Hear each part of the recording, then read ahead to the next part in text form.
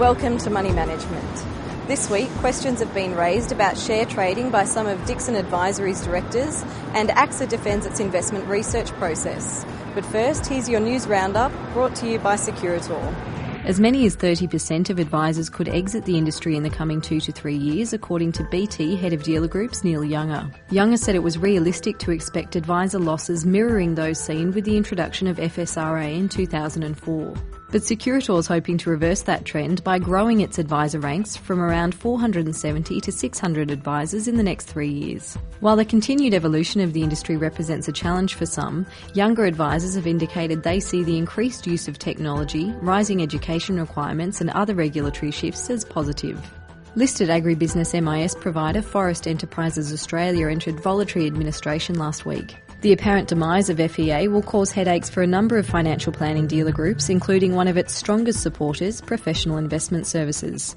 Meanwhile, Elders Forestry has created a forestry protection fund it will draw on to maintain forestry investments in the event Elders suffers financial hardship. FPA Chair Julie Berry indicated the association now has a final shortlist of 2 candidates for the role, which has been vacant since Easter following Joanne Block's departure. Meanwhile, potential merger discussions between the FPA and the AFA appear to have stalled. Investment Trends released its planning software report, with Xplan taking out top honours and Coin Office retaining its top position for modelling and SOA functionality. Investment Trends said software development in 2009 had focused on planner efficiency and productivity, including developments that allow advice firms to benchmark the productivity of their advisors.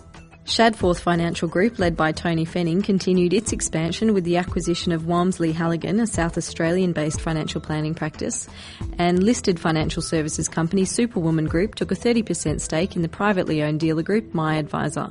Superwoman is also seeking to acquire the Members First group of companies, including 13 financial planners under the Members First Wealth brand.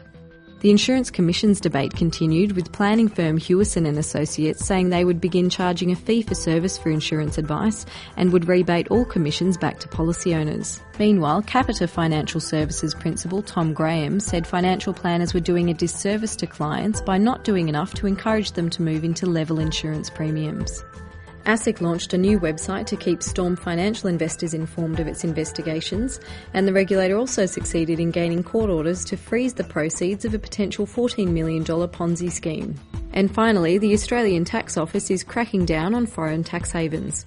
The Tax Office is now requesting information from banks that will allow it to identify Australian taxpayers who have undisclosed offshore income.